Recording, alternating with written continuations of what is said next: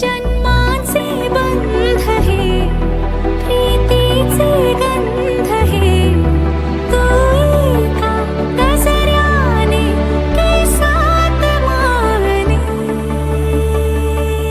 आपल्या पतीच्या दीर्घायुष्यासाठी केलेली ही पूजा आम्ही दुबईमध्ये अशा प्रकारे पार पाडली. तर तुम्हाला हा व्हिडिओ कसा वाटला हे मला नक्की कळवा आणि चॅनलला लाईक शेअर आणि सबस्क्राईब नक्की करा. तोपर्यंत बाय.